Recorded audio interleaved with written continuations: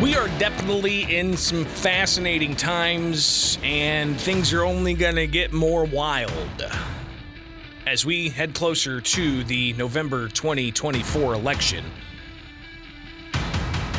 Welcome back. Springfield's Morning News. I'm Greg Bishop on 92.7 WMAY, Springfield's News and Talk. It seems that ever since the 2016 election, things really haven't been the same. And that can be said even more 4 years later in 2020 when the world seemed to be flipped upside down. COVID-19 and lockdowns and mandates and changes to how elections were conducted with a flood of mail-in balloting.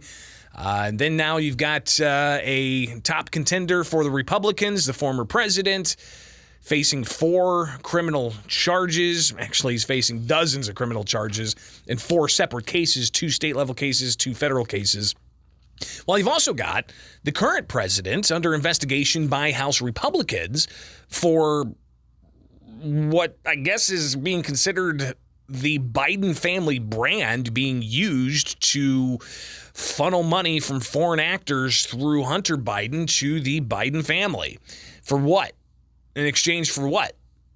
There's also some questions that we'll hear asked to the White House yesterday about Hunter Biden's art being sold and who's exactly paying for his Miami residence, with Secret Service watching that closely. So obviously there's a ton going on with national politics that's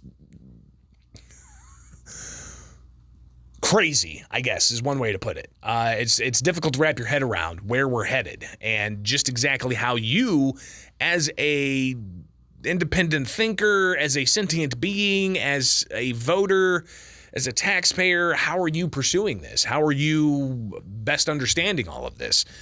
So let's go ahead and jump into this with the headline, of course, being that the date has been set for the Trump case, one of them, for right in the middle of the Republican primary, the day before Super Tuesday. So let's read the story from the Center Square's Casey Harper.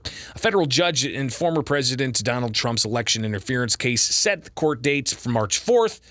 In the heart of the Republican primary battle. The former president faces charges that he worked to overturn the 2020 election result.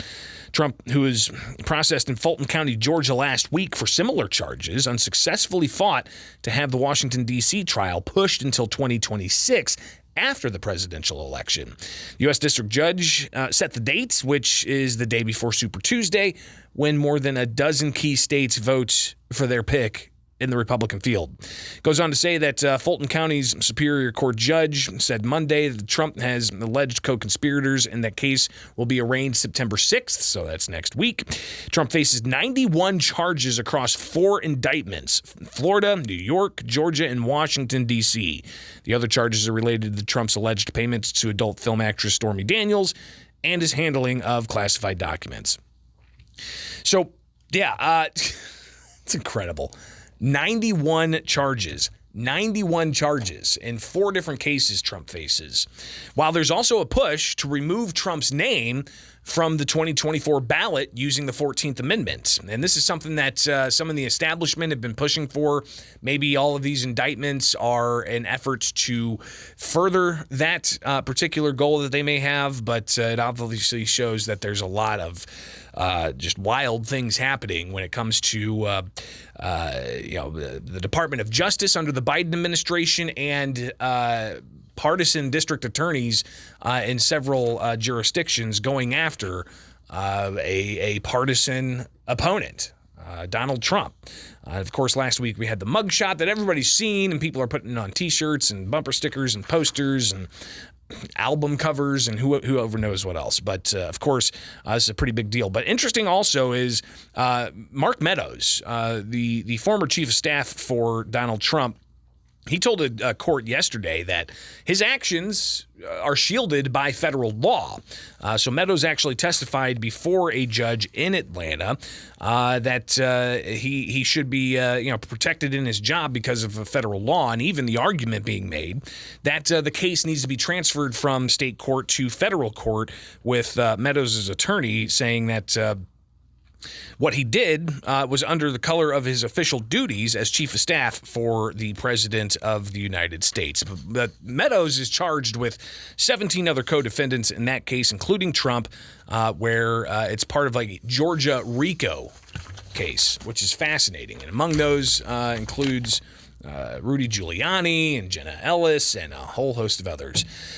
So that's the latest when it comes to Trump and all of the legal troubles he's facing, and we'll see if he can possibly get a appeals court to take up the setting of the trial date to be just before Super Tuesday next year, which would really hinder the former president's ability to go out and campaign just before the ongoing,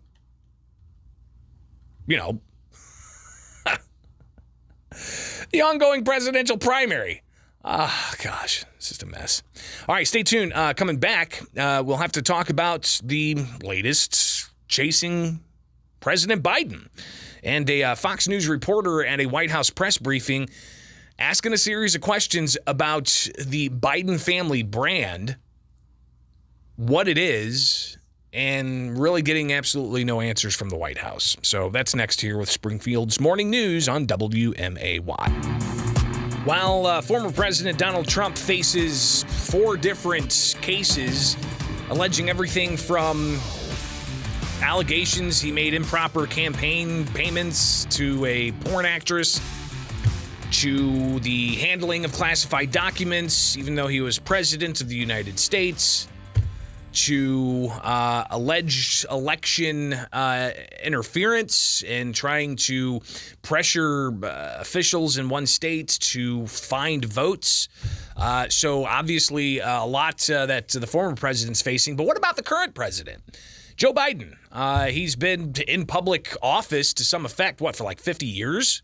In the Democratic Party, he, as a U.S. senator and then as vice president, and then he had a few years off, and now he's president of the United States. How old is he now? He's 80. But he's said he's running again for another 4 years, which would make him like 85, 86 or something by the time, if he got a second term, he would be that old. So some questions about that, we're obviously still very, a lot of people focusing on his mental capacities and his physical capacities. But what about all the other things circling the Bidens, including the issue of Hunter Biden? And not just the laptop with all the nefarious stuff on there and the crack cocaine smoking and the prostitutes that he's pictured with and all of the other things. That's ancillary to what I think a lot of people are concerned with. It's not Hunter Biden's behavior in that aspect, although that's troubling, absolutely. But it's the business dealings that Hunter had that seems to have some serious questions of not just conflicts of interest, but pay to play and downright corruption. And all of this being investigated by the U.S. House of Representatives with Republicans at the helm. So it's not just the business dealings. There's also people wondering if Trump is facing the classified documents case from time that he was president, where if you're president, you've got the ability to declassify stuff. From my understanding, there's no real letter of the law that spells out how those things are supposed to be declassified. He's the president. He's, the commander in chief. He's the top guy within the federal government in the executive branch. So with all the pressure on Trump for the documents case, there are also tons of documents that President Joe Biden had, not from when he was president, not even, the issue of him being vice president, which he did not have the ability to declassify things.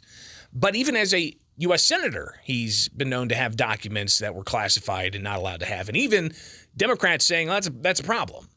But where are the special prosecutors investigating Biden or filing charges against Biden for how he handled classified documents as a U.S. senator or as a vice president, let alone the ongoing investigations of Hunter Biden and his business dealings, what Joe Biden knew about those business dealings, And all of that seems to be coming to a head to lead to an impeachment inquiry, to delve even further into it, to get even more documents, including suspicious records for banking, indicating millions of dollars coming from foreign actors through Hunter Biden to subsidiaries and shell companies, and then going out to the Biden family, to the Biden brand being talked about in recent closed-door transcribed interviews with Biden business associate. What's his name? You guys know, Devin Archer. There you go. Took a moment for that to click into my brain. But so all of this with the Bidens, that's not taking top bill, which is wild. But regardless, you did have Peter Doocy from Fox News yesterday ask some questions about this and not really getting many answers whatsoever. So here's how that played out at the White House press briefing yesterday. I have another question that you probably were not expecting. Okay. Does President Biden want to limit Americans to 2 beers a week?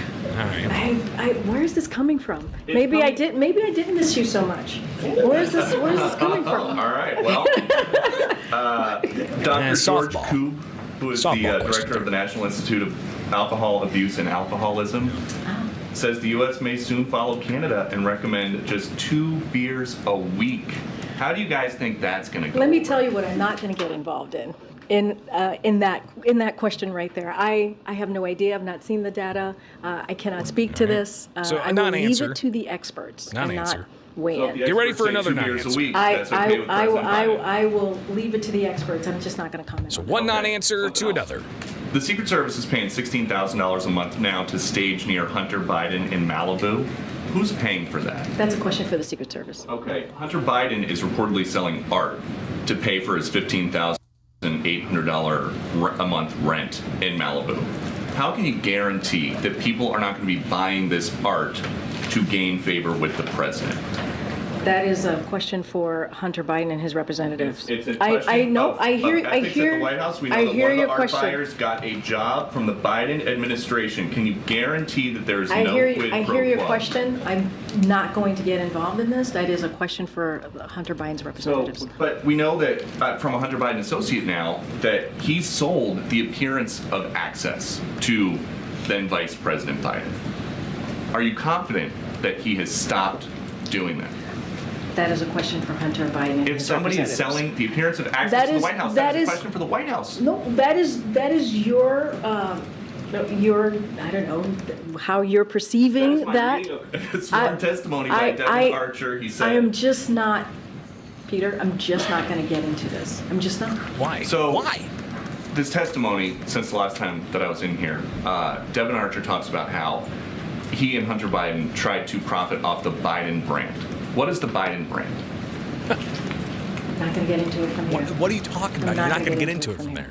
We're going to move on. Go ahead. Oh my gosh! Thanks. All right, so that's from the White House yesterday, with Karine Jean-Pierre really not providing any answers whatsoever to questions that the White House should be answering to. I mean, if this, I hate the whole whataboutism, but you got to be able to take a step back, and instead of calling whataboutism, how about we call it shoe on the other foot test, right? Because that's really what you need to do in a lot of instances to see if there's bias, to see if there's, the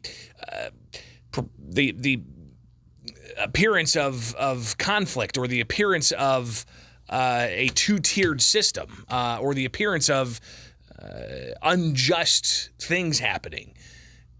If the shoe were on the other foot and Trump was in the White House and there were suspicious activity reports from banks showing millions of dollars coming from foreign actors to Trump's kids and then going out to shell companies, that would be headline news everywhere, 24 hours a day, nonstop. Every member of the media in that press briefing room would be asking about it. They wouldn't be asking about pandas. They wouldn't be asking about, the whatever threats there are to the. They'd be asking about Trump's kids. But we're not seeing that. There's one reporter that was asking a series of questions and getting absolutely no answers. So it's fascinating to see this play out as we get closer to the November 2024 election, and what happens here on, we shall definitely keep a close eye. So, again, wild times we're headed for here with Springfield's Morning News. I'm Greg Bishop on 92.7 WMAY. Follow me anywhere, Bishop on Air, Facebook, X, formerly known as Twitter, YouTube. Just make it happen and we can connect that way. All right.